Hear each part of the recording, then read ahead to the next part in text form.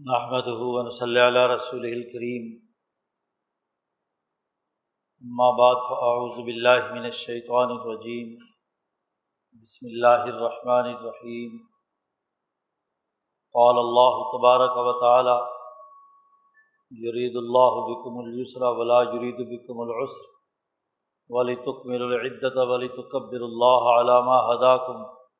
لعلکم تشکرون۔ وقال النبی صلی اللہ علیہ وسلم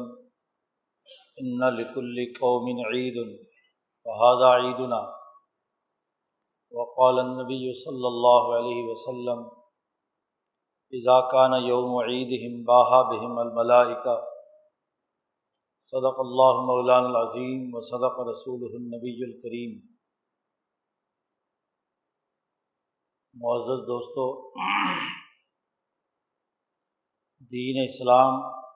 انسانی زندگی کے لیے ایک کامل اور مکمل نظام حیات عنایت کرتا ہے۔ انسانیت کو دنیا اور آخرت میں کامیاب بنانے کے لیے ایک مکمل نظام کی ضرورت ہے، اور یہ نظام حیات کتاب مقدس قرآن حکیم اور نبی اکرم صلی اللہ علیہ وسلم کی تعلیمات میں ہمارے لیے متعین کر دیا گیا ہے۔ اس نظام کے بنیادی امور سمجھنا، اس کا فہم و شعور حاصل کرنا اس دور میں سب سے زیادہ اس کی اہمیت اس حوالے سے ہے کہ اس وقت شیطانی نظام اپنے بیانیے، اپنے نظریات و افکار، اپنے فلسفے اور افکار کے تناظر میں دنیا میں غالب ہے، اور ان کے دیکھا دیکھی مسلمانوں کے اندر بھی وہ احساس کمتری پایا جاتا ہے، نظریاتی ابہام پایا جاتا ہے کہ ہم جو دین اسلام کی تعلیمات پر عمل کرنے والے لوگ ہیں، ہمارا شاید کوئی نظام نہیں ہے، اور اس کی بڑی وجہ یہ سمجھی جاتی ہے کہ چونکہ عملاً کوئی نظام نہیں ہے تو دین اسلام کے تمام افکار، تعلیمات وہ بھی کسی نظام کے ساتھ جڑے ہوئے نہیں ہیں۔ یہ ایک انتہائی غلط اور دجل و فریب پر مبنی سوچ ہے، جو آج مسلمانوں کی بے شعوری کی وجہ سے ان کے معاشروں میں، ان کے پڑھے لکھے طبقوں میں، ان کے نوجوانوں میں سرایت کر چکی ہے۔ اس دور میں اس حقیقت کو سمجھنا انتہائی ضروری ہے کہ دین اسلام کل انسانیت کے لیے ایک ایسا جامع معنی، کامل اور مکمل نظریہ حیات دیتا ہے، فلسفہ زندگی متعین کرتا ہے، عملی نظام استوار کرتا ہے، جو تمام انسانوں کے لیے یکساں طور پر دنیا اور آخرت کی کامیابی کا ضامن ہے۔ جو انسانی معاشرہ، جو قوم اس دین کو مکمل طور پر سمجھ کر اپنا نظام استوار کر لیتی ہے،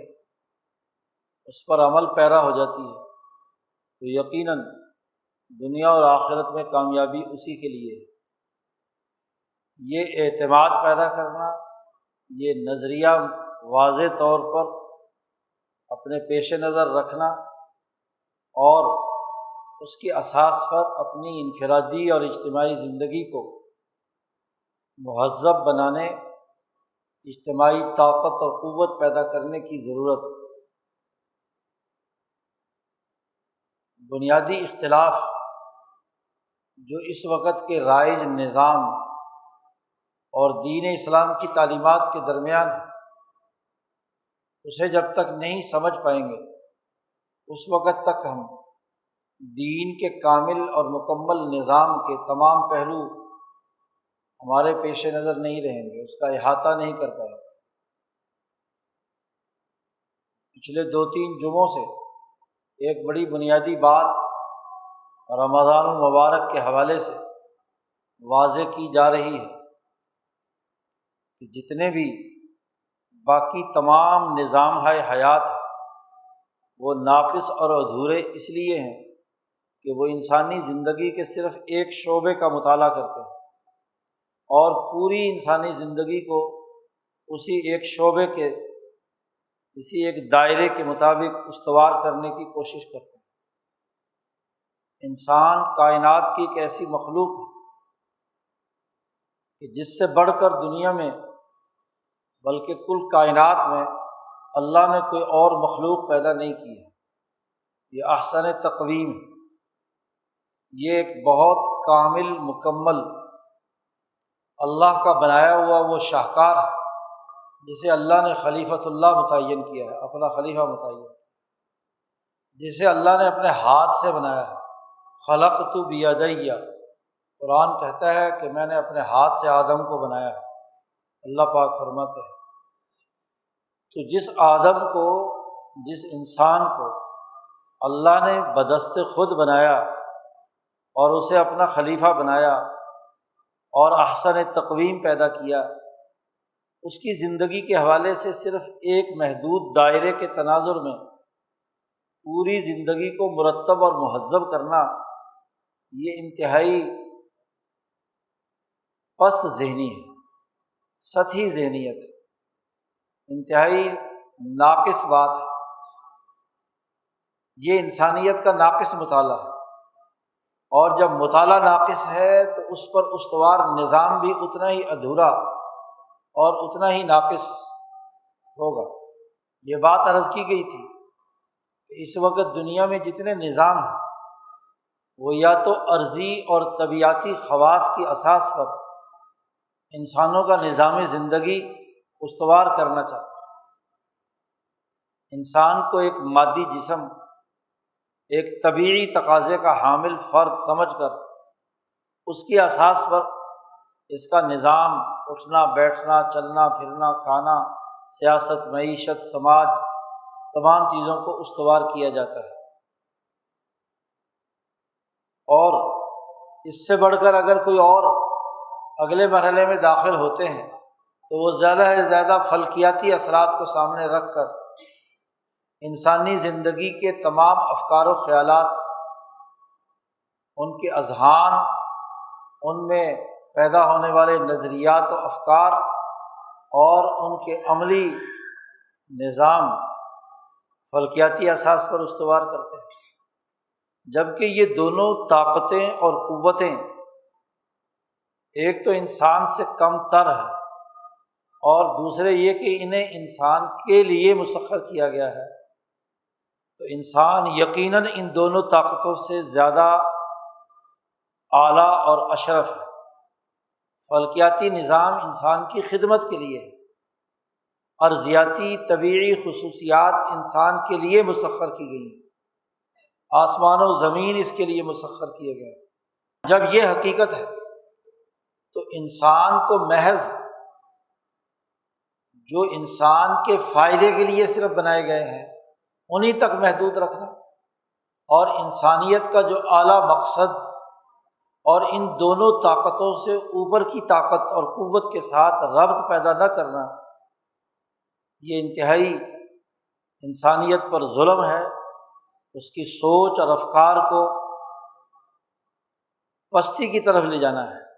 بلندی سے ہٹانا ہے، ترقیات کی منازل سے روکنا ہے۔ اس لیے دین حنیفی نے اس حقیقت کو واضح کیا ہے ابراہیم علیہ السلام نے کہ انسان اس آسمان و زمین سے اوپر جو ملکوتی نظام ہے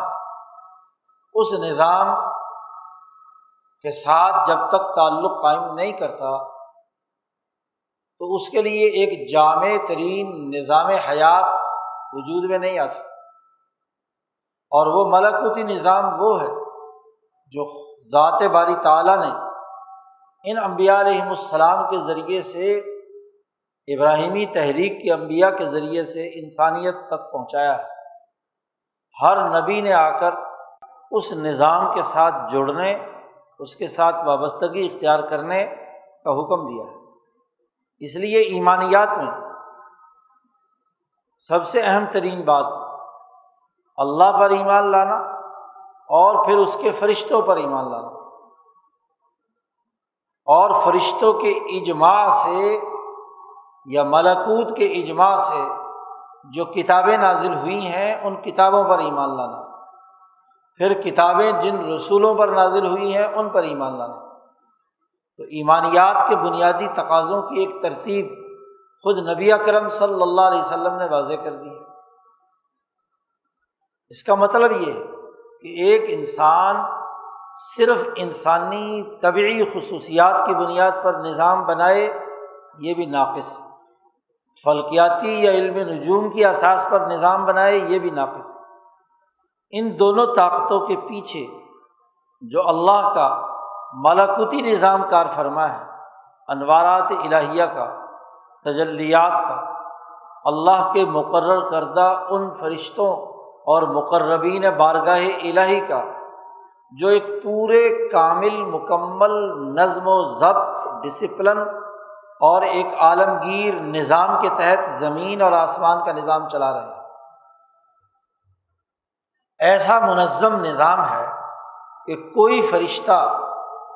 اس سسٹم کو توڑ نہیں سکتا۔ لا یعصون اللہ ما امرہم ویفعلون ما یؤمرون۔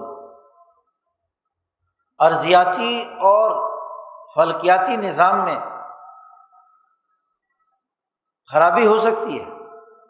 وقت بدل سکتا ہے، رات کو سورج نہیں ہوتا، سورج گرہن ہو جائے یا چاند گرہن ہو جائے تو ایک کی توانائی ختم ہو جاتی ہے، انسان کے لیے اس کی تاثیرات ختم ہو جاتی ہیں۔ خود طبیعتی خواص ایک دوسرے سے ٹکرائیں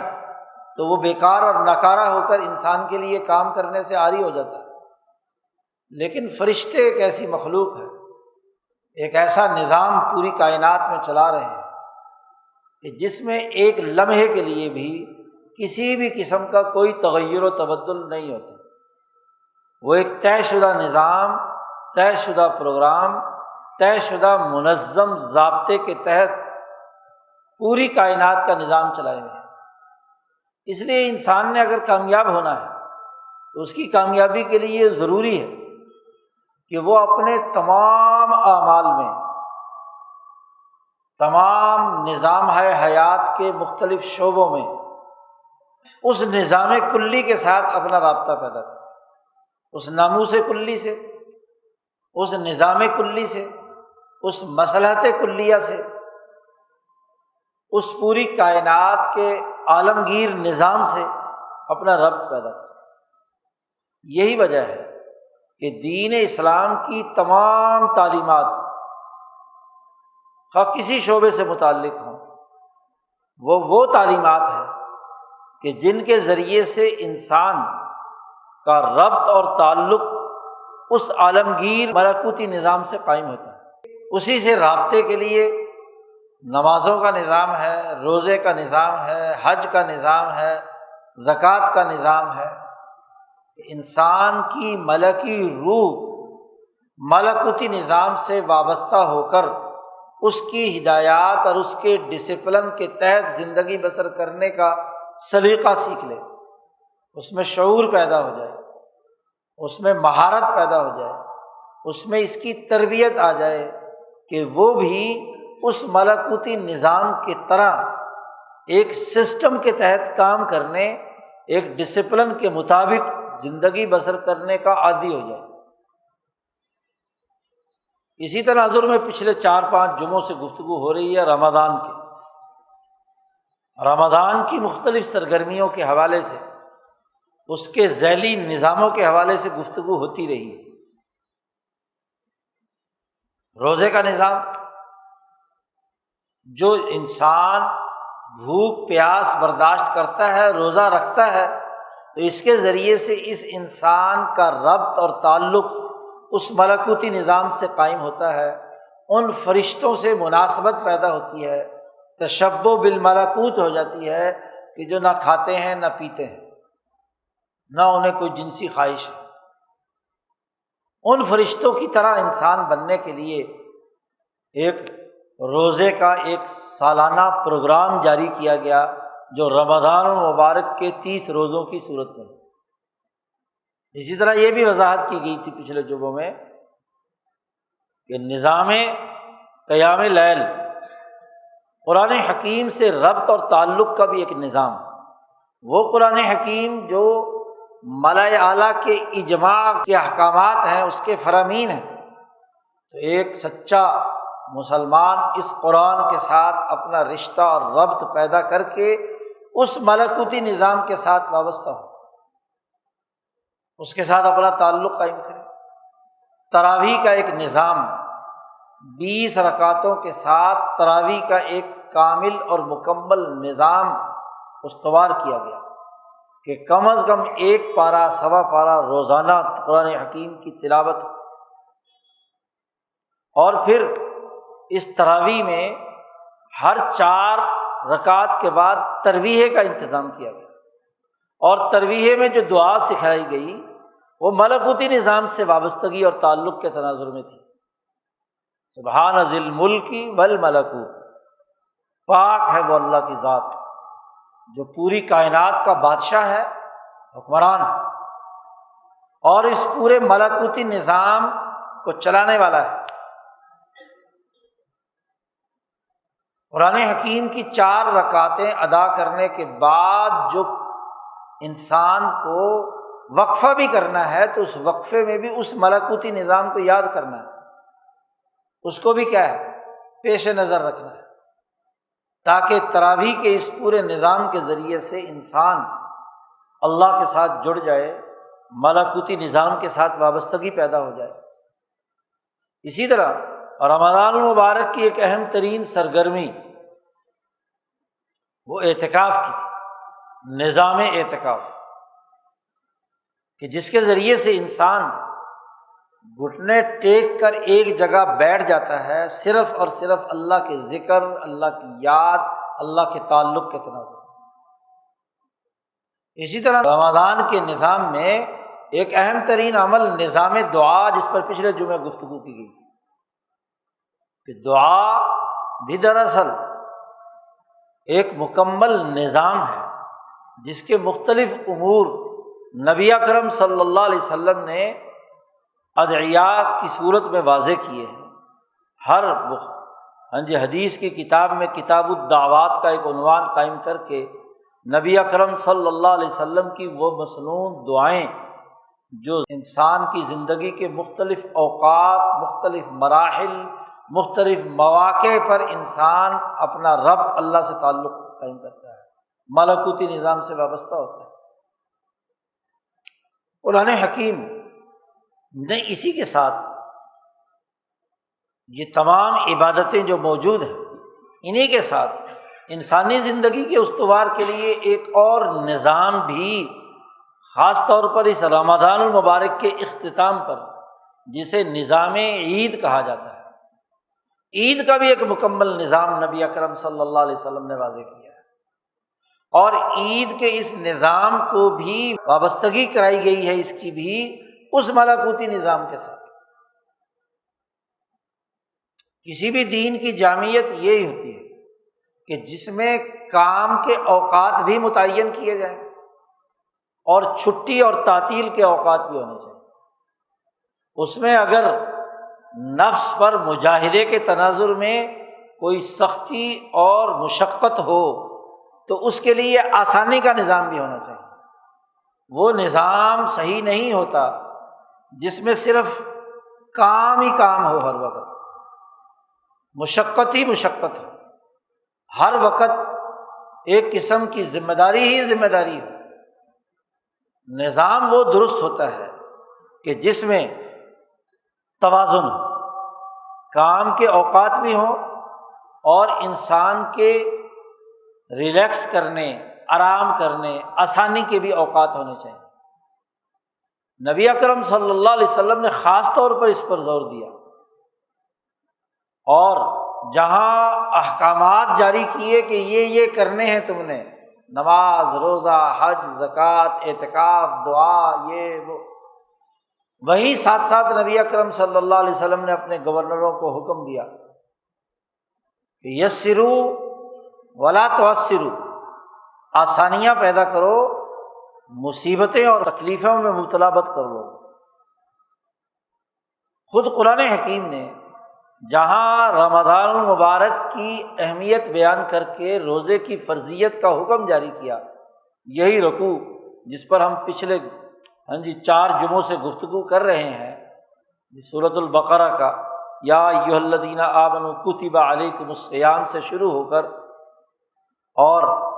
آخر تک اس پورے رکوع کے مختلف پہلوؤں پر ہم نے گفتگو کی ہے، جس میں نظام اعتکاف، قیام اللیل، اعتکاف، روزہ،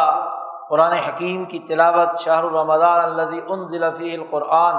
ان تمام پر گفتگو کی۔ اسی کے درمیان میں اللہ نے ایک بڑی دونوں گفتگوؤں کے درمیان میں ایک بنیادی ہدایت جاری کی، ایک کانسیپٹ واضح کیا ہے دین کا کہ یرید اللہ بکم الیسر، اللہ تعالیٰ تمہارے لیے آسانیاں چاہتا ہے۔ اللہ کا ارادہ یہ ہے کہ انسانوں کے لیے آسانیاں پیدا ہوں، اور اللہ کا ارادہ یہ نہیں ہے کہ تمہارے لیے عسر ہو، تکلیف ہو۔ اس لیے رمضان کے روزے جب فرض کیے تو جو صحت مند ہے اور ایک جگہ اپنے گھر میں مقیم ہے، ان کے لیے تو لازمی قرار دیا کہ فمن شہد منکم الشہر فلیصمہ، کہ جو آدمی اس مہینے کو پالے، زندہ موجود ہو تو بالغ ہو، باقی جو شرائط ہے تو اس پر لازمی اور ضروری ہے کہ وہ روزہ رکھے، حکم دیا اسے۔ لیکن انسانی زندگی میں ایسے اتفاقات بھی پیش آ سکتے ہیں کہ ایک انسان انہی دنوں میں بیمار پڑ گیا، ایک انسان انہی دنوں میں کسی ضروری کام کے لیے اسے سفر کرنا پڑ گیا، یا پہلے سے سفر میں تھا کہ مہینہ آ گیا رمضان کا، تو اللہ نے آسانی پیدا کر دی کہ بھائی روزہ تو فرض ہے، اس سے تو مفر نہیں ہے، لیکن اگر تمہیں یہ مجبوری ہے کہ بیمار ہو، روزہ نہیں رکھ سکتے، یا سفر ہو میں حالت میں، فمن کان منکم مریضا او علی سفر، یا سفر کی حالت میں ہو، تو یہ 2 ایسے بنیادی عذر تھے جس کی وجہ سے اس حکم پر عمل درآمد کرنا لوگوں کے لیے مشقت کا، تکلیف کا باعث بنتا تھا۔ سفر میں روزہ رکھنا مشقت کا باعث ہے، عسر ہے۔ مریض جسے تکلیف شدید ہے اور وہ برداشت نہیں کر سکتا تو اسے کیا ہے، بڑی مشقت ہے، اس کے لیے عسر ہے، تو اللہ نے کہا فعدۃ من ایام اخر، ایسے کر لو، روزے تو فرض ہے، ویسے تو یہ مہینہ ہے جس میں آپ نے روزے رکھنے، لیکن سفر اور مرض کی حالت ہے تو روزہ چھوڑ دو، اور اس رمضان کے بعد پورا آگے 11 مہینے تمہیں اجازت ہے، فعدۃ من ایام اخر، جتنے دن گنتی کے تم نے انہیں گن لو اچھی طرح، کہ مرض کی حالت میں کتنے روزے چھوٹے ہیں یا سفر کی حالت میں کتنے روزے چھوٹے ہیں، ان کی گنتی کر کے تعداد یاد رکھو کہ اتنے دن مجھ سے چھوٹ گئے، اتنے دن میں سفر میں رہا، اس کی گنتی کر لو، اور اس کے بعد جب بھی موقع ملے اگلے 11 مہینوں میں سہولت پیدا کر دی، اگلے 11 مہینوں میں جتنی بھی ممکن ہو جلد سے جلد یہ جو گنتی ہے اسے وہاں پوری کر لیں، فعدۃ من ایام اخر۔ کیوں؟ اس لیے کہ اللہ تمہارے لیے آسانیاں پیدا کرتا ہے، تمہارے لیے مشقت پیدا نہیں کرتا۔ سفر کی مشقت، مرض کی مشقت کے اندر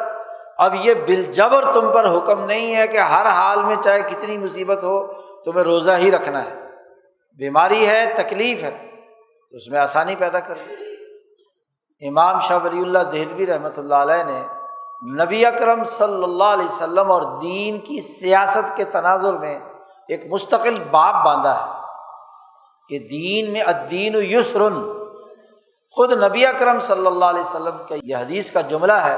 کہ دین آسان ہے، سسٹم وہ ہوتا ہے جو آسانی والا ہو۔ اس کے مقابلے میں آپ دیکھیے جتنے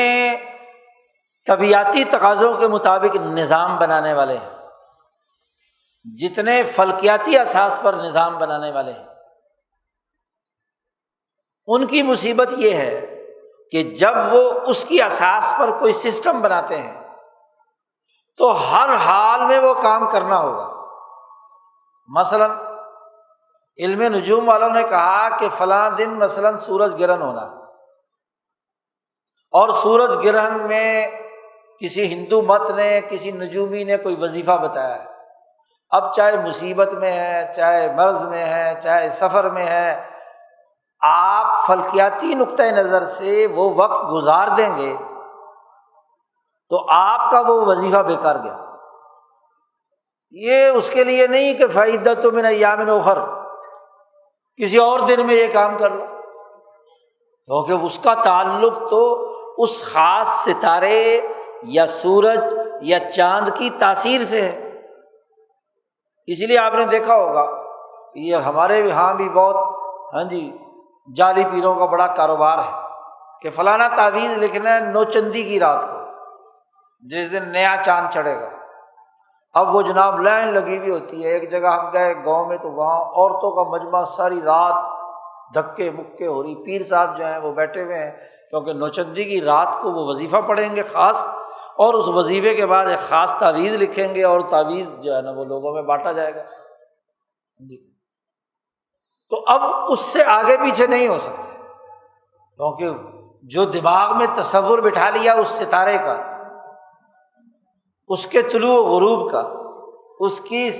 سعد یا نحس ہونے کا، تو جو بٹھا لیا ہے اس سے آگے پیچھے آپ نہیں ہو سکتے۔ یہی حال طبیعتی قوانین کا ہے کہ طبیعتی قوانین کے تحت کوئی چیز آپ نے کوئی قانون بنایا، اس قانون میں کوئی لچک نہیں ہے، وہ ہر حال میں کرنا ہے۔ وہ اگر تاثیر نہیں ہوئی تو نتیجہ نہیں نکلے گا، کیونکہ آپ کا تعلق صرف اس مادی چیز سے ہے، اور مادی اسباب کے بغیر تصور بھی نہیں کیا جا سکتا اس کا۔ تو خاص زمینی رابطے سے نظام بنانے والے یا فلکیاتی رابطوں سے نظام بنانے والے جب اپنے لیے کوئی عقلی نظام یا کوئی تجرباتی نظام بنا لیتے ہیں تو مجبور ہے نہ آگے کر سکتے نہ پیچھے کر سکتے۔ لیکن قرآن کا نظام دیکھیے، ملکوتی نظام دیکھیے کہ بھائی یہ زمین، یہ چاند، یہ فلکیات، یہ ارضیات، ان کے پیچھے ایک طاقتور نظام کار فرما ہے ملکوت کا، اور اس ملکوتی نظام کا پورا کنٹرول وحدہ لا شریک ذات باری تعالیٰ کے پاس ہے۔ اور ذات باری تعالیٰ وہ ذات ہے کہ وہ ایک لمحے کے لیے نہ سوتا ہے نہ اونگتا ہے جی، اس کے لیے تو کچھ نہیں۔ آیت الکرسی میں واضح طور پر اللہ نے کہہ دیا وَلَا يَئُودُهُ حِفْظُهُمَا، وہ ایک لمحے کے لیے بھی ان دونوں کی حفاظت سے غافل نہیں ہے۔ یعنی اس کے انوارات، اس کے تجلیات، اس کا نظام، اس کا ملکوتی ڈھانچہ مسلسل ہر منٹ، ہر سیکنڈ، ہر دن، ہر گھنٹے، ہر جگہ پر جاری ہے۔ تو بالفرض ایک آدمی کہنے کو تو یہ بالکل درست ہے کہ رمضان کی برکت اپنی جگہ پر ہے، لیکن ایک انسان مجبور ہے، مریض ہے، مسافر ہے، وہ اس ڈسپلن میں اس رمضان کے روزے کو برداشت نہیں کر پا رہا، کیونکہ اس کی جان کو خطرہ لاحق ہے، اس کو مشقت ہے، اس کو تکلیف ہے۔ تو اللہ نے کہا بھائی ایسے کرو فعدۃ من ایام اخر، کیونکہ 11 مہینوں میں بھی تو خدا ہے، 11 مہینوں میں بھی تو فرشتے ہیں، 11 مہینوں میں بھی ملکوتی نظام چل رہا ہے، گو رمضان کا مہینہ نہیں ہے۔ یہ ہے ملکوتی نظام کے اثرات کہ جس کے نتیجے میں یسر قائم ہوتا ہے۔ اب وہ بتائیے سسٹم جو صرف عسر پر قائم ہو، اسی لیے مذہبی بنیادوں پر بھی جو لوگ اپنے بزرگوں کے بنائے ہوئے وظیفوں اور اپنے بڑے بڑے لوگوں کی بنیاد پر طے کردہ امور پر بالکل تشدد کی حالت میں آ جاتے ہیں، تو اس کو نبی اکرم صلی اللہ علیہ وسلم نے خود منع کیا کہ تشدد اور تعمق نہیں ہونا چاہیے۔ یہودیوں کی خرابی کیا تھی کہ انہوں نے تشدد اور تعمق کر لیا، انہوں نے ان حالت کو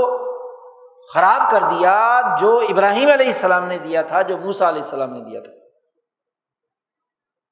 آپ دیکھیے، یہودی موسیٰ علیہ السلام کو مانتے ہیں، مکے کے مشرک اسماعیل علیہ السلام ابراہیم کو مانتے ہیں۔ اس کا مطلب یہ ہے کہ بنیادی طور پر یہودیت، عیسائیت اور مکے کے مشرک ملکوتی نظام کو مانتے ہیں۔ ابراہیمی وہی ہوتا ہے جو اسے نظام کو مانے، لیکن تحریف انہوں نے یہ کر دی کہ جو بات ایک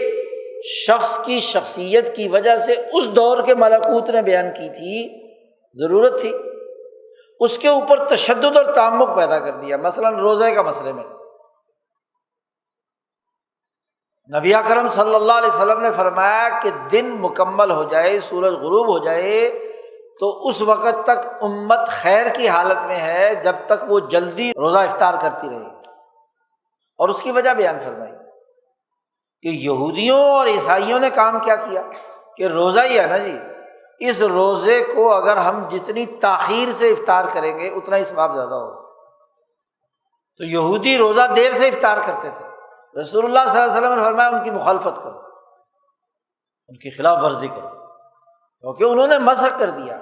یعنی جو آسانی تھی وہ ختم کر دی، تنگی مبتلا کر دی، مصیبت اور مشقت برداشت کرنا لازمی بنا دیا۔ یعنی گو ملکوتی نظام کو مانتے ہیں، لیکن ملکوتی نظام میں ذاتی رائے سے تحریف اور تشدد اور تعمق اور انتہا پسندی پیدا کر دی۔ اسی طرح مکے کے مشرک اسماعیل علیہ السلام کو مانتے ہیں، ابراہیم کو مانتے ہیں، اسی لیے نماز بھی پڑھتے ہیں، اسی خانہ کعبہ میں طواف بھی کرتے ہیں، حج بھی کرتے ہیں، لیکن تحریف کر دی، اور تحریف یہ کر دی کہ انہوں نے کہا کہ اللہ میاں کائنات کا خالق ہے، بنایا اسی نے ہے، اور اس میں کوئی اس کے ساتھ شریک نہیں ہے، لیکن ساتھ ہی کہہ دیا الا شریکا تملکہ فیما ملک، کہ وہ جسے خود اللہ نے اپنے ساتھ شریک کیا ہے۔ تو انہوں نے کہا جی لات، منات، عزا، یہ بزرگ، یہ بڑے لوگ، یہ فرشتے، ان کو اللہ نے اپنی بیٹیاں بنا لیا، یعنی ملکوت کو مانتے ہوئے بھی تحریف کر دی کہ فرشتے جو اس سسٹم کو چلانے والی مخلوق تھی، نورانی مخلوق تھی، اس کو اللہ کا بیٹا بنا کر تحریف کر دی، ملکوتی نظام میں خلل پیدا کر دیا۔ اور پھر بیٹا کے بجائے بیٹیاں، اللہ نے کہا عجیب بات ہے، ان کے ہاں بیٹی پیدا ہو جائے تو یہ منہ بسورتے ہیں، اور اللہ کے لیے بیٹیاں بناتے ہیں اور اپنے لیے بیٹے۔ شرم بھی نہیں آتی کہ ملکوتی نظام میں کوئی تحریف کر رہی تھی تو کوئی کسی اصول اور ضابطے کے مطابق تو کرتے، کم از کم جو اپنے لیے پسند کرتے وہ تو کرتے۔ اول میں تو اولاد ماننا ہی غلط ہے، لم یلد ولم یولد۔ تو ملکوتی نظام کو ماننے میں جو تشدد اور تعمق کرے، یعنی یہودی خصلت اپنائے، عیسائی خصلت اپنائے، مکے کے مشرکوں والی خصلت اپنائے، چاہے مسلمان ہی کیوں نہ ہو، وہ دراصل ملکوتی نظام نہیں مان رہا، کیونکہ اس ملکوتی نظام کی اساس تو یسر پر ہے، عسر پر نہیں ہے۔ اس لیے بار بار نبی اکرم صلی اللہ علیہ وسلم نے اپنے انتظامیہ کو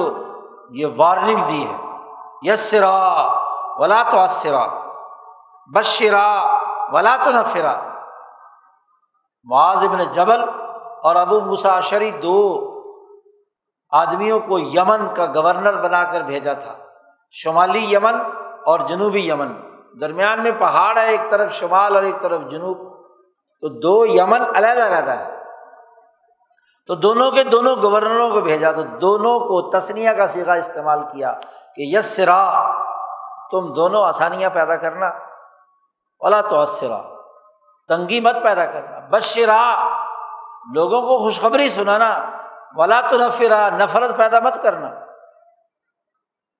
ایسا انتظامی ڈھانچہ بناؤ کہ جس سے لوگوں نفرت کرنے لگے، ایسا نہ کرنا۔ اسی طرح مطلقاً تمام صحابہ کو حکم دیا یسروا ولا تعسروا، آسانی پیدا کرو۔ تو ایک بنیادی نظام کی اساس قرآن حکیم نے اس آیت میں واضح کر دی کہ وہ نظام روزوں کا ہو، زکوٰۃ کا ہو، نماز کا ہو، عبادات کا ہو، ارتفاقات کا ہو، اس کا بنیادی اساسی اصول ہے کہ الدین یسر۔ اور نبی اکرم صلی اللہ علیہ وسلم نے ساتھ ہی ایک اور بات بھی واضح کر دی ایک صحابی کو، جس آدمی نے دین میں تشدد کیا وہ خود ہی اس کی زد میں آ کر نقصان اٹھائے گا۔ لن یشاد الدین، کوئی آدمی ایسا نہیں ہے جو دین میں تشدد کرے الا غلبہ، وہ تشدد اسی کے اوپر غالب آئے گا اور وہیں اسے ہتھیار ڈالنے پڑے گا۔ اور اس کا نتیجہ حضرت عبداللہ ابن عمرو ابن العاص رضی اللہ تعالیٰ عنہ کو بھگتنا پڑا۔ انہوں نے رسول اللہ صلی اللہ علیہ وسلم سے کہا کہ میں روزے رکھنا چاہتا ہوں، مسلسل روزے رکھنا چاہتا ہوں۔ آپ صلی اللہ علیہ وسلم نے فرمایا ایسا نہ کرو، بس مہینے میں 3 روزے رکھ لیا کرو، ایام 20 کے کافی ہیں، 3 روزے ہی 30 روزوں کے برابر ہیں۔ انہوں نے کہا نہیں جی میرے اندر تو بڑی طاقت ہے۔ تو حضور نے صلی اللہ علیہ وسلم نے فرمایا کہ چلو ہفتے میں 1 دن کر لیا کرو۔ نہیں جی اور بھی طاقت ہے۔ تو حضور صلی اللہ علیہ وسلم نے فرمایا کہ بھائی بات یہ ہے تم صوم داؤد سے زیادہ نہیں بڑھ سکتے۔ اور صوم داؤد کیا ہے کہ 1 دن روزہ رکھو اور 1 دن افطار کر لو، یعنی 15 دن ایک مہینے میں روزے اور 15 دن۔ لیکن نبی اکرم صلی اللہ علیہ وسلم نے سمجھایا کہ بھائی آسانی ضروری ہے۔ انہوں نے کہا نہیں جی میرے اندر بڑی طاقت ہے، بڑی جوانی ہے، اس لیے روزے رکھنے شروع کر دیے۔ ساری عمر انہوں نے ایسے کیا، اور آخر زمانے میں ان روزوں کا اثر یہ ہوا کہ نابینا ہو گئے، نظر آنا بند ہو گیا، کیونکہ پانی کی کمی سے گردوں پر جو اثر ہوتا ہے اس کا تعلق آنکھوں کی۔ حضور صلی اللہ علیہ وسلم نے فرمایا کہ یہ انسان کو نچوڑ دیتا ہے روزہ، خاص طور پر آنکھوں پر اثر انداز ہوتا ہے، جسم کمزوری پیدا ہوتی ہے۔ تو شاہ صاحب فرماتے ہیں کہ جو چیز اس کے علاج کے لیے ہے تو علاج اتنا ہی ہونا چاہیے جس سے کیا ہے، کیونکہ یہ قسم کا زہر ہے اور زہر اتنا ہی ہونا چاہیے جتنی ضرورت ہے، اس سے زیادہ زہر کھا لو تو پھر کیا ہوگا۔ تو آخر زمانے میں نابینا ہو گئے، اب مسجد میں لے جانے والا بھی کوئی نہیں، راستہ نظر نہیں آتا، عبادات میں بھی دقت، اٹھنا، بیت الخلاء جانا اور وضو کرنا اور وغیرہ وغیرہ۔ تو آخر زمانے میں رویا کرتے تھے عبداللہ ابن عمرو بن العاص رضی اللہ تعالیٰ عنہ، کاش کہ میں اپنے حبیب اپنے خلیل رسول اللہ صلی اللہ علیہ وسلم کی بات پر مان لیتا، ان کی رخصت پر عمل کر لیتا۔ اس وقت میں نے جوانی دکھائی اور آج میرا حال یہ ہے کہ میں باقی نمازوں اور باقی عبادات کے اندر مجھ سے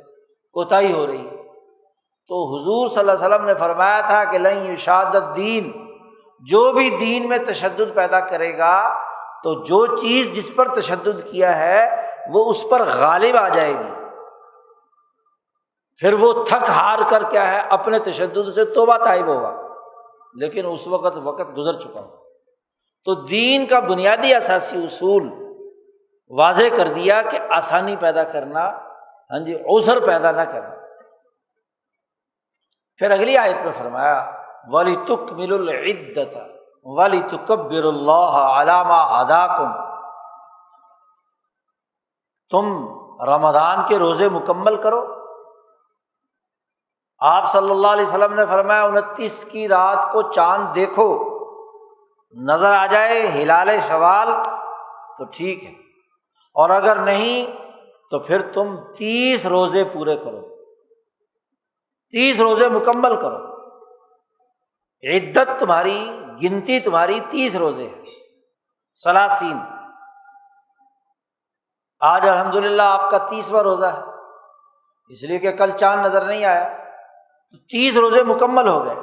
جب یہ عدت مکمل ہو گئی، یہ گنتی مکمل ہو گئی،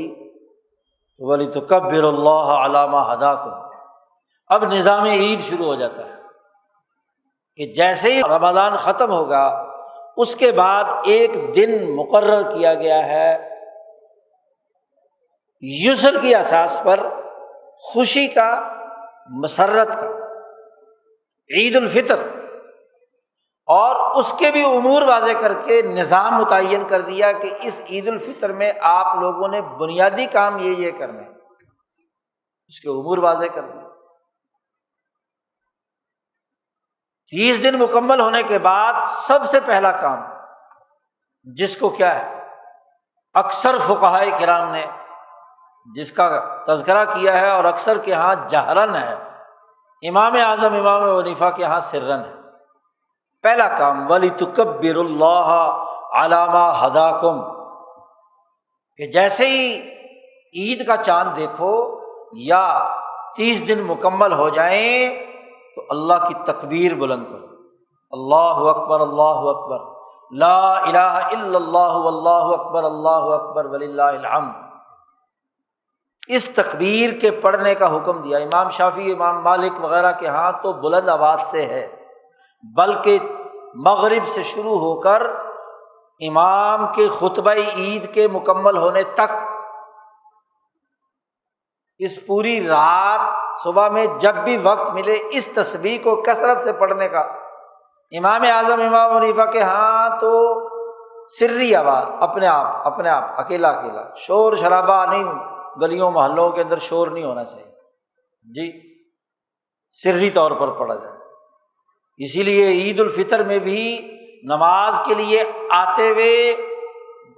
تکبیرات پڑھیں گے، لیکن عید الفطر میں امام ابو حنیفہ فرماتے ہیں سری آواز میں، اور امام شافعی وغیرہ ان کے ہاں تو یہ ہے کہ جی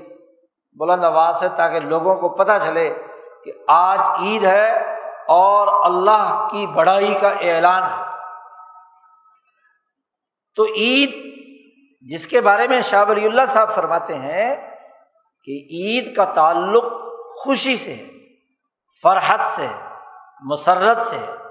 30 دن مکمل ہو گئے تو جب آدمی ایک مشقت برداشت کرتا ہے، ایک ذمہ داری پوری کرتا ہے، تو اس کو تعطیل بھی ملنی چاہیے نا، وقفہ ملنا چاہیے، اور جو وقفہ ہے وہ فطر کا ہے۔ روزہ نہیں ہوگا، روزہ رکھنے کی ممانعت کر دی کہ یہ عید کے دن ایسے دن ہیں کہ ان میں کوئی آدمی روزہ نہ رکھے، کوئی روزہ رکھے گا بھی تو روزہ ہوگا نہیں۔ یہ کھانے پینے کے دن ہے، یہ مسرت کا دن ہے، یہ خوشی کا دن ہے، اور اس دن کا آغاز تکبیرات سے ہے، تکبیر تشریق سے۔ تکبر اللہ علی ما ہداکم، جیسے تمہیں ہدایت دے دی، اس کا عملی طریقہ نبی اکرم صلی اللہ علیہ وسلم نے بتلا دیا۔ قرآن تو بنیادی اصول بیان کر رہا ہے کہ تکبیر پڑھو، گنتی مکمل کرنے کے بعد تکبیر پڑھو، اور اس تکبیر پڑھنے کا طریقہ رسول اللہ صلی اللہ علیہ وسلم نے واضح کر دیا، آپ کی احادیث سے پتہ چل گیا۔ اور پھر اس عید کے اندر خوشیاں مناؤ۔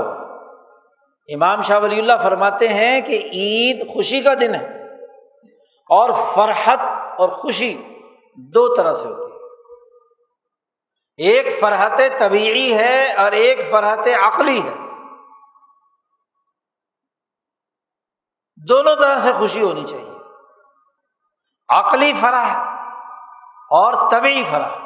طبیعی فرح تو یہ ہے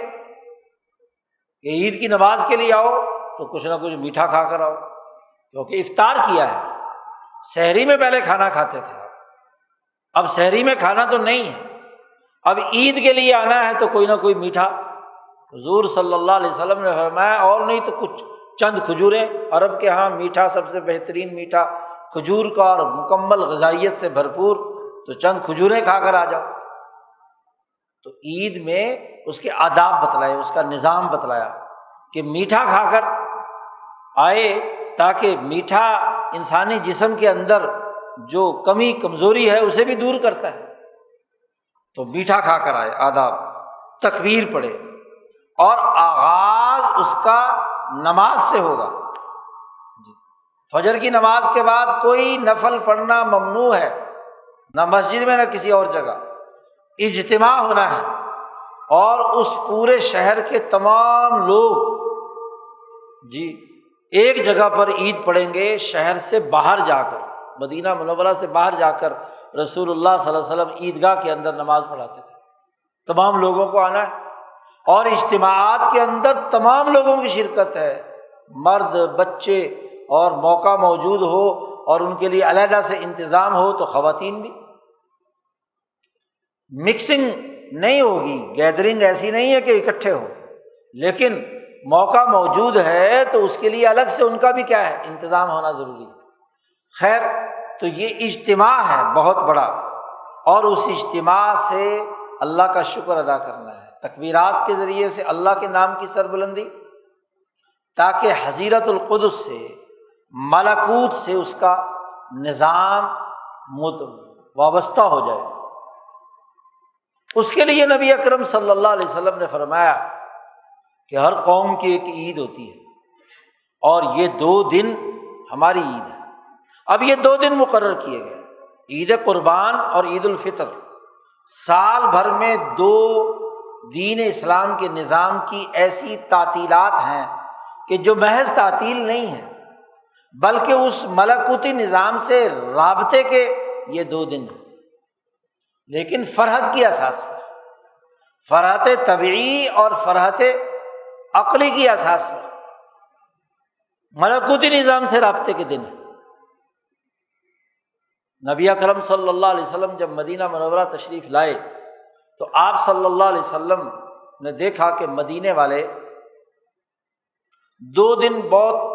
خوشی مسرت مناتے ہیں، سب ہلہ گلا کرتے ہیں، جمع ہوتے ہیں۔ تو آپ صلی اللہ علیہ وسلم نے پوچھا ان سے کہ یہ دن کیا ہے، ما ھذا الیومان، کیوں یہ دن تم مناتے ہو؟ تو انہوں نے بتلایا کہ یہ ایرانیوں کے 2 دن ہیں، نیروز اور مہرجان۔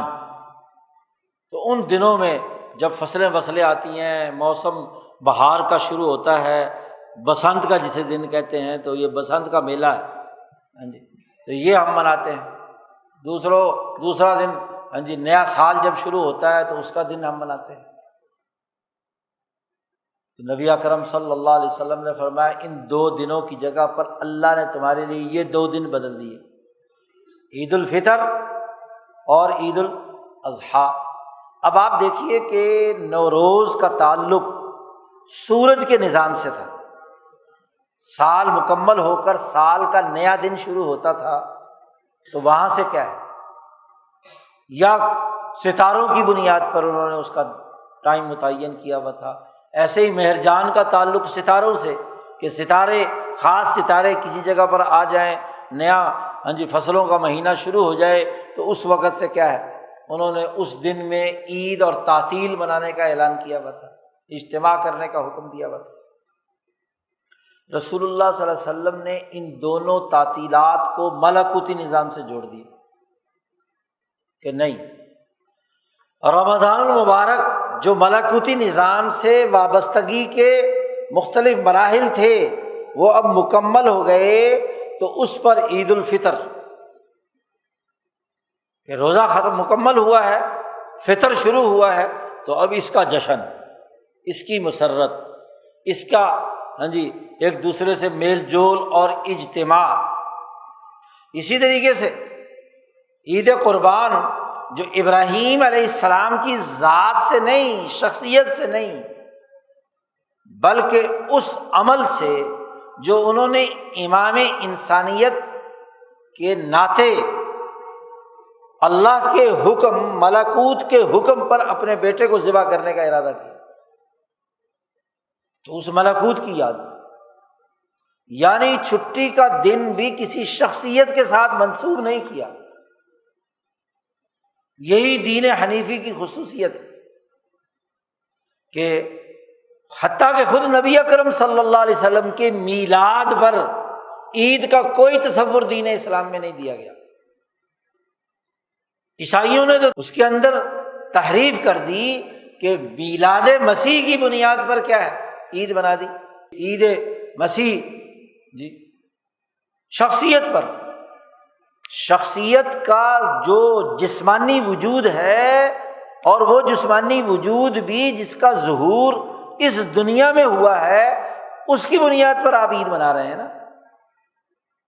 جبکہ انبیاء علیہم السلام کا وجود تو سراسر نور ہے، سراسر ملکوت کا حصہ ہے۔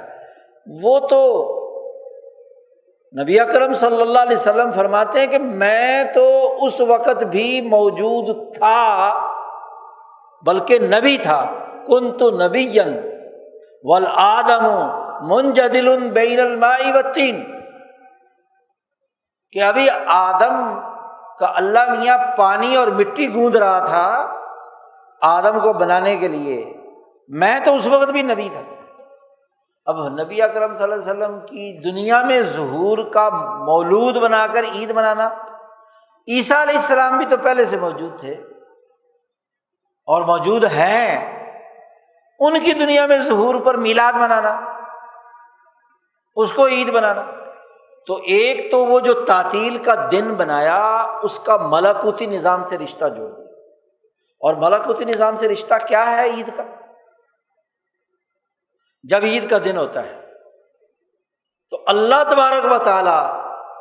عرش پر ایک اجتماع کرتے ہیں فرشتوں کا۔ حدیث پاک کا ایک ٹکڑا خطبے میں سنایا تھا،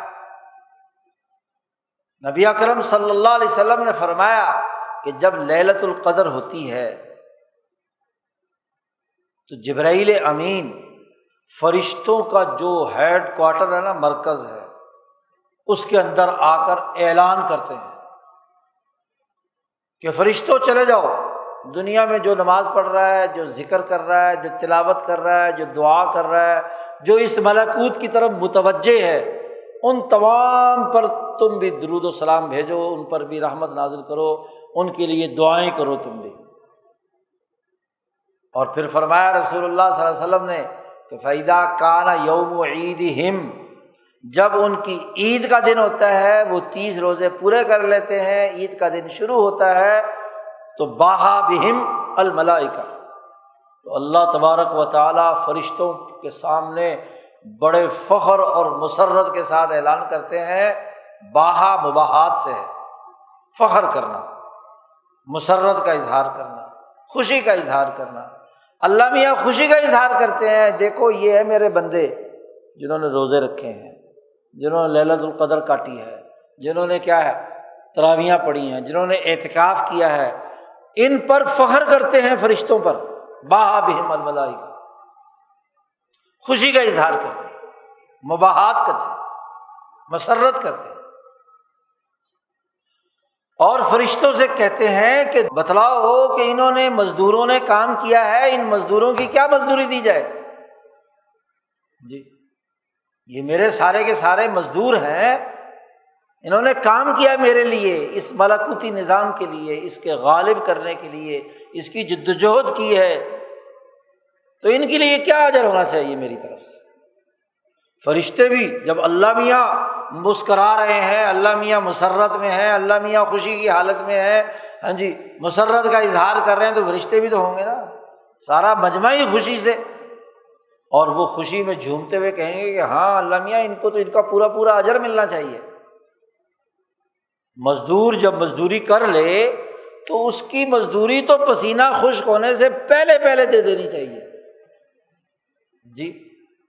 تو اب یہ رات شروع ہو گئی، جیسے ہی شوال کا چاند ظاہر ہو جاتا ہے، شوال شروع ہو جاتا ہے، تو رات سے اس رات کو اسی لیے لیلۃ الجائزہ کہا جاتا ہے،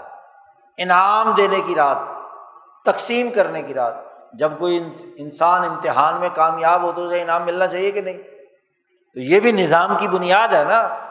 ایسا خشک نہیں ہے کہ کام تو کرائے اس کے بعد کیا بھاگ جائے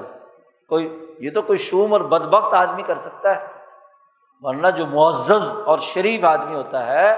جب کسی سے مزدور سے کام لیتا ہے تو اس کی مزدوری پوری پوری ادا کرتا ہے بلکہ عربی ضرب المثل ہے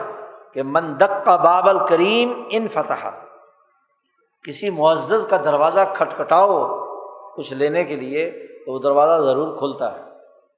کوئی بدبخت اور شوم آدمی ہوگا جو دروازہ بند کر کے رکھے کہ نہیں مانگنے والا آیا ہے، ہاں جی اس کو کیا ہے بھگا دو جی۔ معزز آدمی کا دروازہ کھٹکھٹایا جائے تو ضرور کھلتا ہے۔ تو اللہ پاک تو کریم اور کریموں کا بھی کریم بادشاہ ہے، جب اس کا دروازہ کھٹکھٹایا، اس کے لیے روزے رکھے، اس کے لیے عبادات کی، تو اب جائزہ تو ہے نا، انعام تو لازمی ہے جتنا بھی ملے۔ اللہ پاک کبھی کسی کے انعام میں کمی نہیں کرتا اور فخر اور مسرت کا اظہار کرتا ہے جی۔ حدیث پاک میں آتا ہے، دو حوالوں سے تو خاص طور پر نبی اکرم صلی اللہ علیہ وسلم نے فرمایا کہ اللہ پاک بہت زیادہ مسرت اور خوشی اور فخر کا اظہار کرتے ہیں اپنے بندوں پر۔ ایک عید الفطر کے دن، رمضان کے جنہوں نے روزے رکھے، اور ایک عرفات کے دن کہ جب سب لوگ دنیا بھر سے اللہ کے نام پر حاضر ہو کر عرفات کے میدان میں لبیک اللہم لبیک لا شریک لک لبیک ان الحمد والنعمت لک والملک لا شریک لک لبیک، تو جب وہ دعا پڑھتے ہیں، اللہ کو پکارتے ہیں، تو اللہ میاں فرشتوں کو بلا کر کہتا ہے دیکھو تم تو کہتے تھے یہ خون بہائیں گے، یہ قتل کریں گے، یہ خون بہائیں گے، قتل کریں گے، یہ سارے کے سارے میرے بندے میری بات مان رہے ہیں جی، مجھے پکار رہے ہیں، میرے ساتھ تعلق۔ تو فرشتوں پر جتائے گا اللہ تبارک و تعالیٰ کہ انہوں نے یہ کام کیے ہیں، یہ عبادات کی ہیں، تو لہذا مسرت۔ تو اب آپ بتاؤ کہ عرش پر جشن منایا جا رہا ہو اور یہاں دنیا میں عید جو ہے وہ بغیر مسرت کے گزرے، یہ کیسے ممکن ہے جی؟ یہاں بھی مسرت کا اظہار، اور مسرت کا اظہار دونوں دائروں میں، فرحت عقلی بھی، اور عقل خوش کب ہوتی ہے؟ جب انسان آزاد ہو، حریت کی حالت میں ہو، غلام نہ ہو۔ غلام کا دماغ آزاد ہوتا ہے، اس کی عقل بھی غلام ہوتی ہے، اس کی سوچ بھی غلام ہوتی ہے۔ آزادی ہو، پاکیزگی ہو، وقار ہو، عدل و انصاف کا نظام ہو، اپنے فیصلے خود کر رہا ہو، تب عقلی خوشی ہوتی ہے۔ اور اگر آدمی کسی دوسرے کے کہنے پر فیصلے کرے جی، دوسروں کا غلام بن کر کام کرے، تو پھر عقلی مسرت کیا ہوئی؟ ذہنی مسرت۔ وہ تو سوائے پاگل پن کے اور کوئی نہیں کہ غلامی پر خوش ہو، غلامی پر خوش ہو۔ 300 سال سے تم مسلمان غلام ہو برطانوی سامراج کے، امریکی سامراج کے، تو غلامی کی حالت میں عید کیا مطلب؟ ایک ہی صورت ہو سکتی ہے کہ جسم بے شک تمہارے قید ہے، لیکن ذہن کی پرواز ملکوتی نظام کے ساتھ وابستہ ہے، اور وہ ان زنجیروں کو توڑنے کے لیے پرعزم ہے، شرح صدر ہے کہ اس پورے سسٹم کو توڑنا ہے، پھر تو عقلی خوشی ہے۔ اور اگر ایسا نہیں ہے تو ذہن بھی غلام، جسم بھی غلام، تو کس بات کی خوشی؟ وہ تو قید ہے، وہ تو قید کے اندر ہے، اس کے اندر تو پستی ہے۔ تو فرحت عقلی کے لیے حریت کا ہونا، عدل کا ہونا، انصاف کا ہونا، ملکوتی نظام سے قلبی تعلق کا ہونا، اور اس کو غالب سمجھنا ان تمام نظاموں سے جو ارضیاتی یا فلکیاتی نظاموں پر بنائے گئے، سرمایہ داری ہو، سوشلزم ہو، کوئی فرسودہ رجت پسند یہودیت، عیسائیت، ہندو مت ہو، پست قسم کے تصورات اور خیالات ہوں، ان پر اپنے نظریے کی عقلی بلندی، منطقی بالادستی، سائنٹیفک انداز میں اس کو مکمل طور پر غالب کرنے کے نقطۂ نظر سے ہو، تو پھر تو عقل کی خوشی ہوگی۔ اور اگر ان کے تابع ہے تو پھر عقلی خوشی کیا ہوگی؟ اور جسمانی خوشی وہ ہے کہ جس میں فرد کی ذاتی خواہشات کی تکمیل صرف نہیں کہ صرف خود کھا لے، خود پہن لے، خود عیاشی کر لے، نہیں۔ تبھی خوشی یہ ہے کہ اپنے جیسے انسانوں کو بھی اپنی خوشی میں شریک کرے۔ اس لیے فطرانہ دینے کا حکم دیا، غریبوں پر مال خرچ کرنے کا حکم دیا، جو یتیم بچے ہیں ان کو حوصلہ دینے، جو کمزور خاندان ہیں ان کو اپنے ساتھ بٹھا کر کھانا کھلانے، ان کو مبارکباد دینے، ان کی خدمت کرنے، ان کے ساتھ تعلقات قائم کرنے۔ مسرت تبھی ہوگی کہ جب فرد خاندان میں پیار و محبت پیدا کرے، خاندان کے بعد جو رشتہ دار ہیں، خونی رشتہ دار ہیں، ان کے ساتھ مسرت کا اظہار کرے۔ قبیلہ ہے، برادری ہے، محلہ ہے، شہر ہے، ریاست ہے، سوسائٹی ہے، تمام کے ساتھ میل جول کرے۔ یہ نہ ہو کہ کمرے میں بند صرف کھائے پیے اور عیاشی کرے، اس کا نام عید ہے۔ جتنے پوش علاقے ہیں وہاں کمروں میں بند بس کھا لیا پی لیا، عید منائی جا رہی ہے، سو لیا۔ زیادہ کریں گے، آج کل نیا فتنہ آ گیا، موبائل دیکھ لیں گے، ٹی وی دیکھ لیں گے۔ اور بھائی باہر نکلو، محلے داروں سے ملو، سوسائٹی کے لوگوں سے ملو، مسرت کا اظہار کرو۔ اسی لیے کہا گیا کہ سب لوگ اپنے اپنی چھوٹی چھوٹی مسجدیں بھی بند کر دیں، جامع مسجد میں، بلکہ عیدگاہ میں آئیں، ایک دوسرے سے ملیں، ہاں جی، مسرت کا اظہار کریں، دلوں میں جو قدورتیں ہیں انہیں ایک دوسرے سے معاف کرائیں، ایک دوسرے سے خوشی کا اظہار کر کے تعلق قائم کریں، رابطہ بنائیں۔ تو فرحت تبھی تو تب ہے کہ وہ تبھی بھی اجتماعی ہو، اجتماعی طور پر ایک دوسرے کے ساتھ تعلق ہو، خوشی کا اظہار ہو۔ تو فرحت طبعی اور فرحت عقلی کا ایک پورا نظام۔ لیکن ان تمام کاموں سے پہلے تکبیرات ہیں نماز تک۔ جب بہت بڑا اجتماع ہو جائے تو پھر نماز پہلے ہے، پھر نماز کے بعد خطبے رکھے گئے اور کہا کہ وہ خطبے لوگ سماعت کریں، اس میں اللہ کی بڑائی، دین کے غلبے کی بات، دین کا شعور، دین کا فہم اور بصیرت، تاکہ اس ملکوتی نظام سے وابستگی اور اس کا تعلق قائم ہو جائے۔ وہ مسرت اس کے دل سے نکلے اور ملائے اعلیٰ تک پہنچ جائے، ملکوت تک پہنچ جائے۔ وہ مسرت محدود، سطحی، صرف عرضی، صرف فلکیاتی ہی نہ ہو، بلکہ اس سے اوپر اٹھ کر ذات باری تعالیٰ کے ساتھ تعلق کی، ذکر کی لذت، عبادت کی لذت،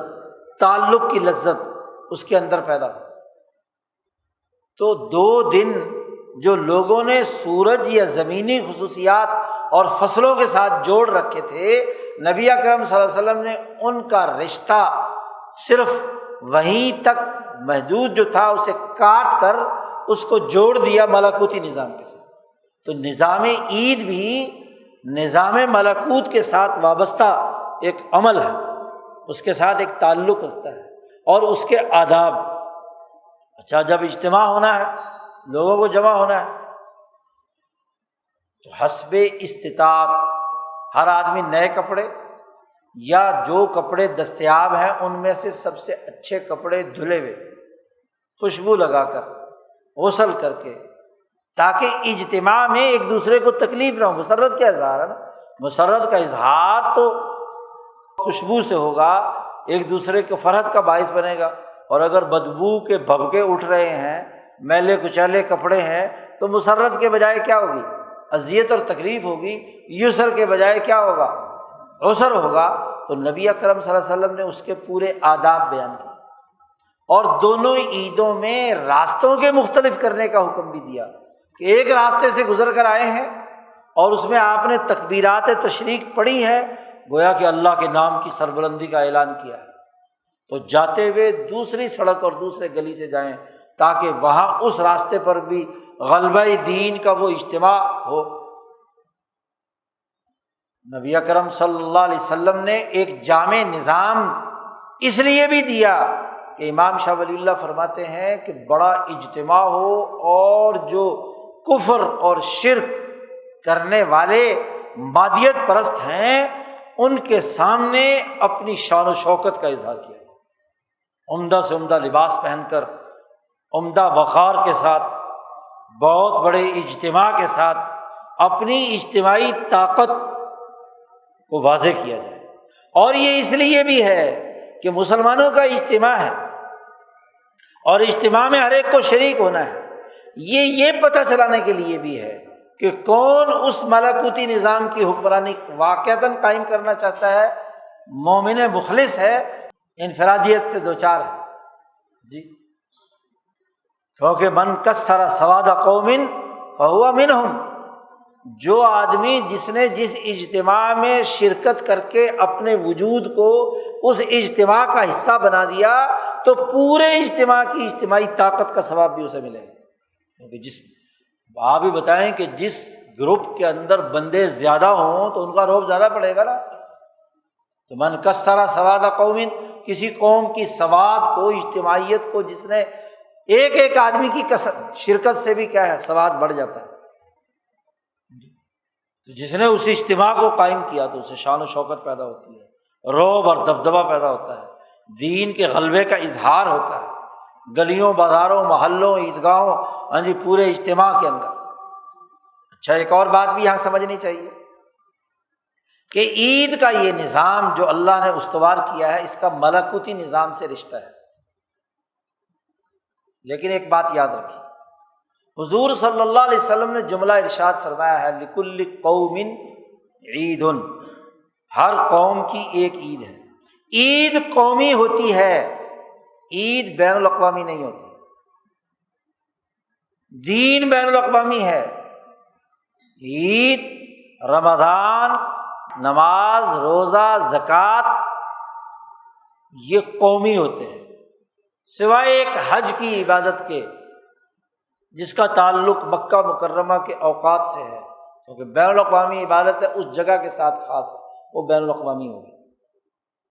کہ جو مکہ مکرمہ میں 8ویں 9ویں 10ویں 11ویں 12ویں ذی الحج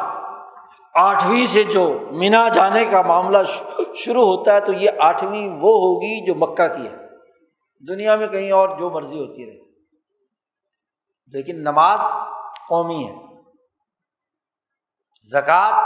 قومی ہے، روزہ قومی ہے، عید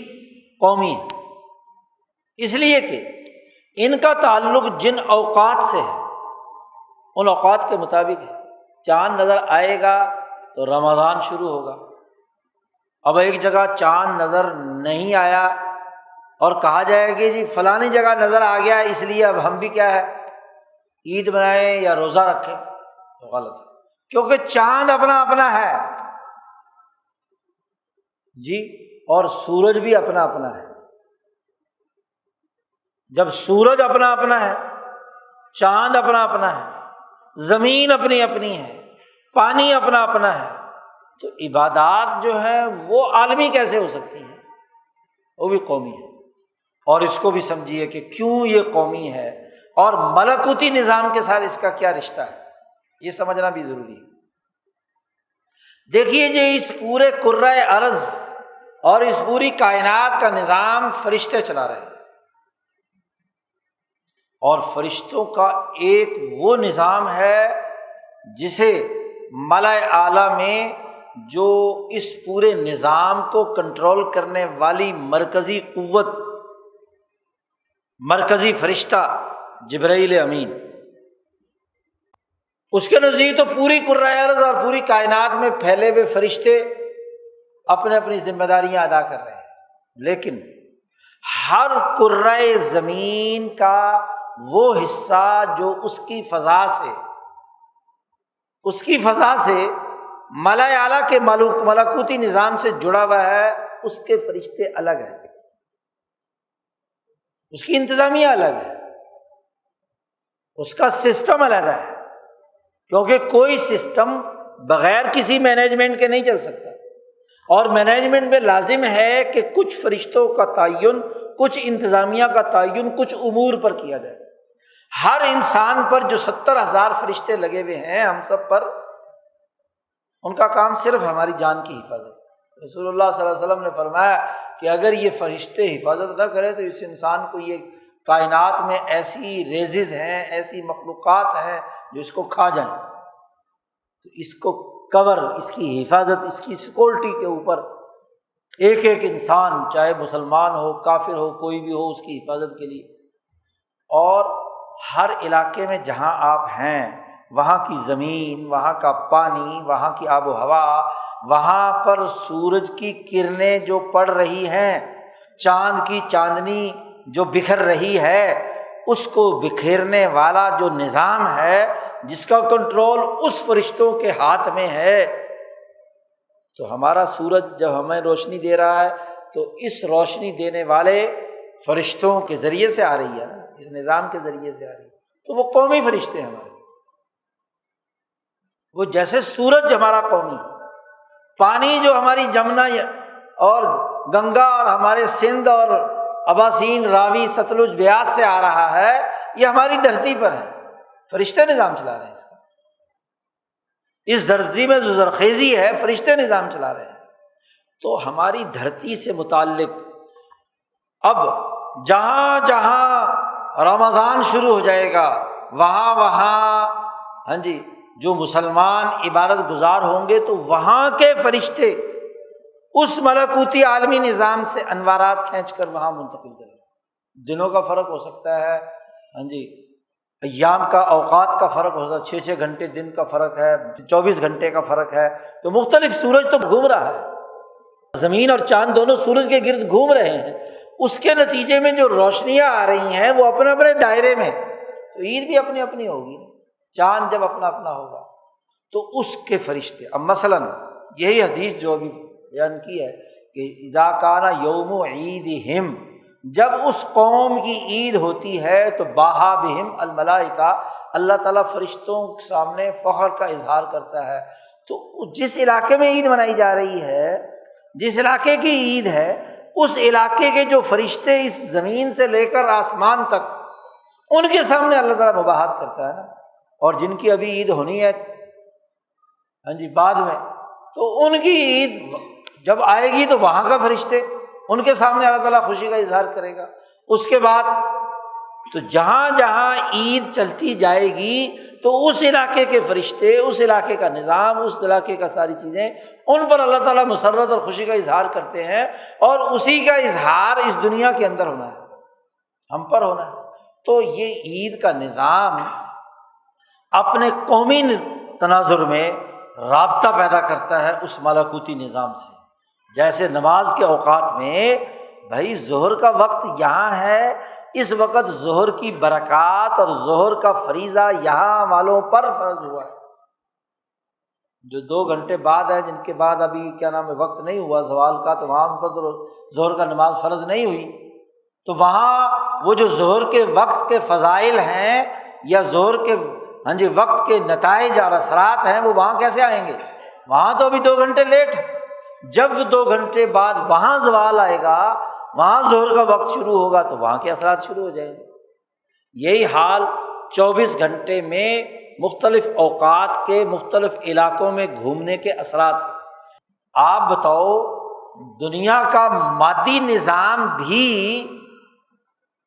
کیا کرۂ ارض کی قومی خصوصیات کی بنیاد پر نہیں بنتا؟ تم جتنے سائنسی تجربات کرتے ہو، تم جتنے فلکیاتی کام کرتے ہو، کیا اس کا تعلق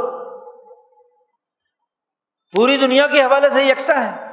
امریکہ کی زمین، برطانیہ کی زمین، فرانس کی زمین، کشمیر کی زمین، آسٹریلیا کی زمین، ہندوستان کی زمین، سعودی عرب کی زمین، جہاں کے جیسے جیسے ذخائر ہیں، جہاں جہاں جیسے جیسے معدنیات ہیں، ان کے تناظر میں کردار ہوگا نا، اس کے مطابق نظام بنے گا۔ نظام جب عملی بنتا ہے تو وہ قومی ہوتا ہے، علاقائی ہوتا ہے، اپنے دائرے سے متعلق ہوتا ہے۔ اسی سے قومیت کا دائرہ بالکل واضح ہو جاتا ہے کہ قومی نظام ہی انسانیت کے لیے فطری ہوتا ہے، اور جب اسے مسخ کر کے پوری دنیا پہ امریکہ کی حکمرانی قائم کر دو، پوری دنیا پہ چین کی حکمرانی قائم کر دو، ان کی اپنی شناختیں مسخ کر دو، ان کی روایات ختم کر دو، ان کے مذاہب ختم کر دو، ایسا نہیں۔ یہ تو اللہ نے اسلام جو دین ہے کل انسانیت کا، اس کو بھی اس طرح غالب کرنے کا حکم نہیں دیا کہ باقی سب مٹ جائیں۔ اللہ نے سورۃ تغابن میں کہا ہے کہ تمہیں پیدا کیا، تم میں سے فمنکم کافر ومنکم مومن، تم میں سے کچھ کافر ہیں اور کچھ مومن ہیں۔ اگر اللہ تعالیٰ چاہتا لو شاء لہداکم اجمعین، اللہ تعالیٰ چاہتا تم تمام کو طاقت کے بل بوتے پر مسلمان کر کے ہدایت دے دیتا۔ تو یہ تنوع، یہ قومی شناخت، قومی اجتماعیت اور قومی نقطہ نظر سے چیزوں کا سسٹم بنانا، یہ عین آسانی کا مطابق ہے، نیچرل ہے، قدرتی ہے، انسانی ضروریات کے مطابق ہے۔ اس لیے عبادات کا نظام، عید کا نظام، روزے کا نظام، حج کا نظام، عبادات کا نظام، جتنے بھی نظام ہے وہ اپنے اپنے دائرے کے اعتبار سے۔ صرف ایک حج ہے کہ جس میں چونکہ وہ ایک مخصوص جگہ کے ساتھ وابستہ ہے، اور جگہ بھی وہ ہے جو انسانیت کا ابتدائی گھر ہے۔ اول بیت وضع للناس للذی ببکہ، تو لوگوں کو کہا کہ اپنے اصل آبائی گھر کی طرف آؤ، وہاں آؤ اور وہاں اس اجتماعیت قائم کرو، اور وہاں وہ امور جو اس کے تناظر میں ہیں وہ تمہیں سر انجام دینے ہیں۔ تو ملکوتی نظام کو سمجھنا اور اپنے اعمال کو اس نظام کے ساتھ پختگی سے، عزم سے، ارادے سے، شعوری طور پر وابستگی کو سمجھ کر ان غلط نظام ہے حیات سے برات کا اعلان کرنا جو ناقص اور ادھورے ہیں۔ اپنے بیانیے پر، اپنے نظریے پر، اپنے شعور پر اعتماد کا ہونا، یہ ایک مسلمان کا قیمتی اثاثہ ہے۔ اللہ تعالیٰ ہمیں اسے سمجھنے اور اس پر عمل کرنے کی توفیق عطا فرمائے۔